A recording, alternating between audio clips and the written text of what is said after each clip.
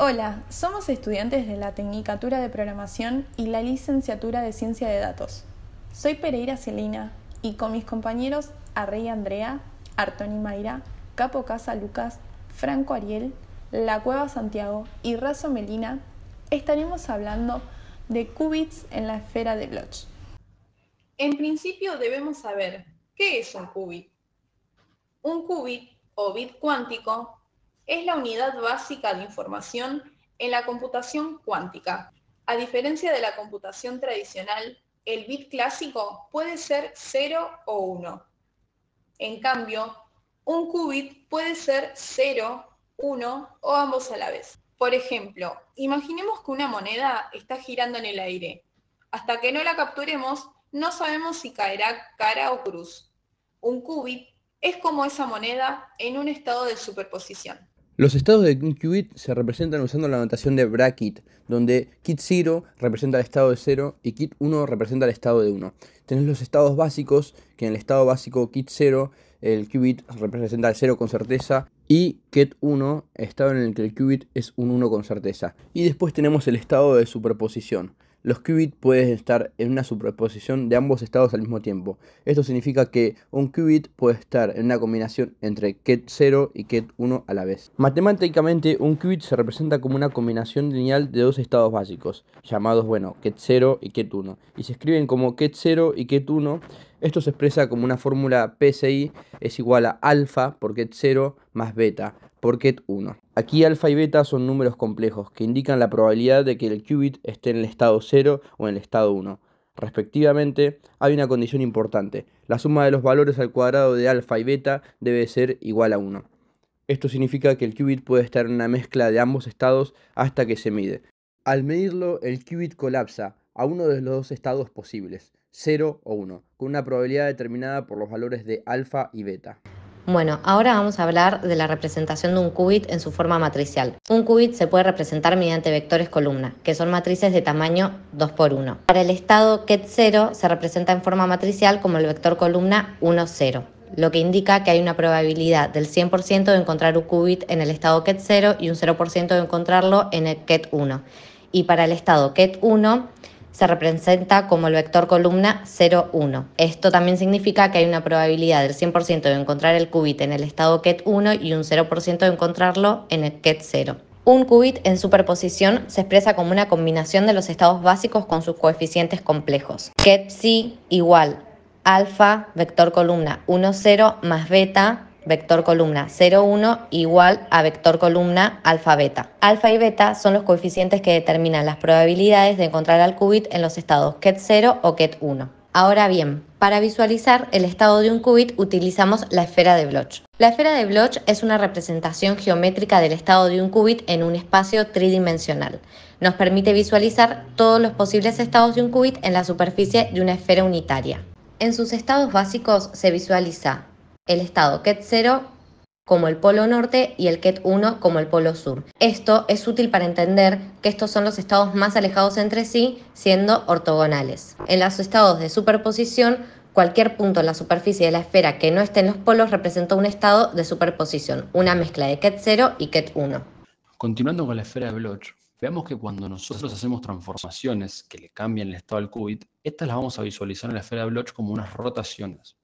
Estas rotaciones son muy importantes en la computación cuántica porque sirven para manipular los qubits en algoritmos y en circuitos cuánticos, y además nos van a permitir la creación de superposiciones y la aplicación de puertas cuánticas, lo cual es esencial para realizar cálculos cuánticos. Estas rotaciones se van a realizar a lo largo de la esfera tanto en el eje X como en el eje Y como en el eje Z. Para explicar mejor estas rotaciones vamos a incluir dos conceptos. Uno que es el de probabilidades, que es un concepto familiar para todos, la probabilidad de estar acá o estar allá, en este caso estar en 0 o estar en el estado 1.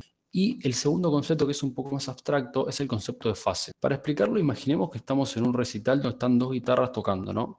Si esas dos guitarras tocan la misma canción al unísono al mismo tiempo, lo vamos a escuchar clarísimo, se va a escuchar perfecto, en un volumen claro. En cambio, si una de esas guitarras está desfasada de la otra, o sea, digamos que toca en otro tiempo, se nos va a dificultar la escucha y hasta quizás no entendamos nada de lo que están tocando. Bueno, este concepto de fase se explica muy bien en lo que es el eje Z.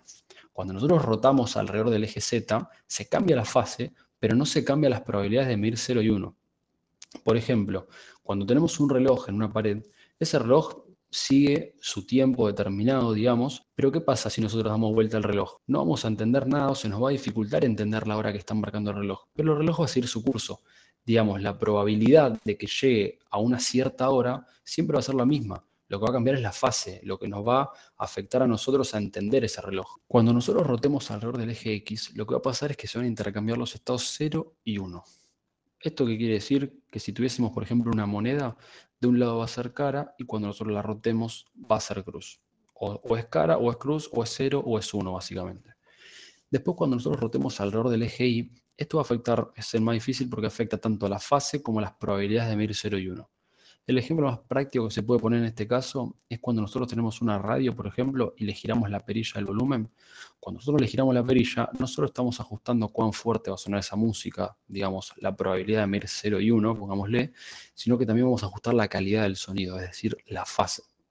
Cuando hablamos de computadoras clásicas, se utilizan puertas lógicas clásicas como OR, AND, NOT y otras para manipular bits.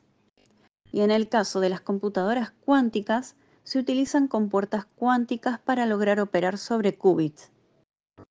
Estas son operaciones, un circuito cuántico básico, que al trabajar sobre un pequeño grupo de qubits logran que se transforme, lo que en la esfera de Bloch se visualiza como una rotación. Estas operaciones se representan como matrices unitarias y las más comunes operan en espacios de 1 o 2 qubits, por lo que sus matrices serán de 2×2 o 4×4 y tienen como particularidad que son reversibles.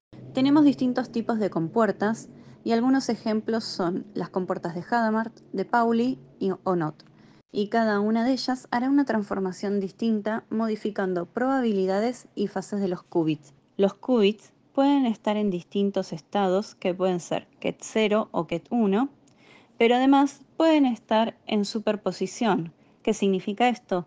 Que el qubit puede quedar en una fase relativa entre 0 y 1, por lo que el estado de un qubit puede variar de manera rápida y compleja al utilizarse las compuertas cuánticas.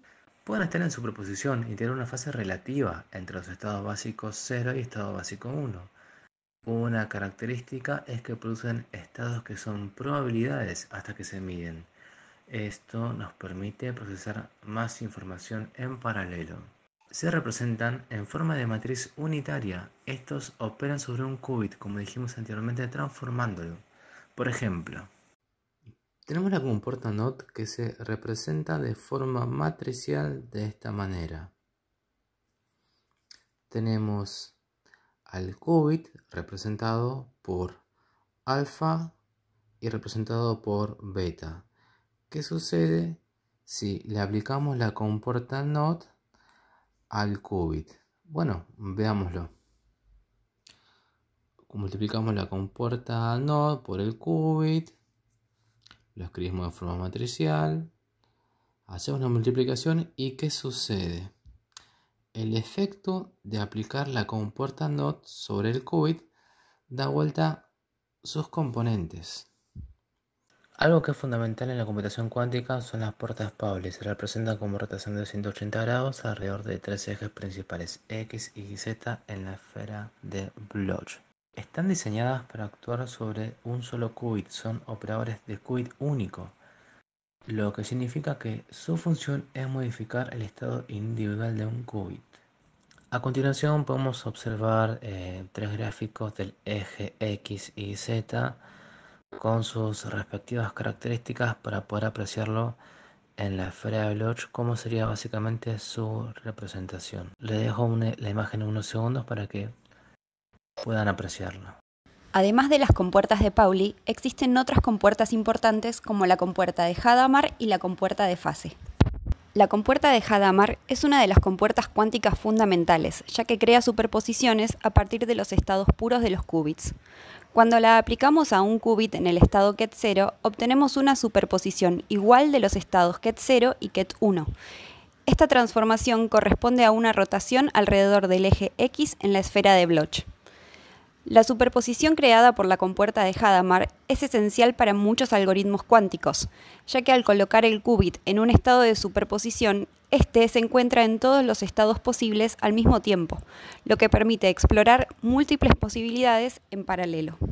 Por su parte, la compuerta de fase no afecta las probabilidades de medición de un qubit, es decir, que no cambia la probabilidad de que el qubit sea medido en un estado u otro, pero sí modifica la fase relativa entre los estados de un qubit, introduciendo una fase imaginaria en el estado Ket1, lo que corresponde a una rotación alrededor del eje Z de la esfera de Bloch. La fase es una propiedad fundamental de los estados cuánticos. Es un número complejo asociado a cada estado cuántico que determina cómo se comportan al interactuar con otros estados. Cuando dos qubits interactúan, sus estados cuánticos se combinan en superposición cuántica. La fase determina cómo se interfieren estos estados.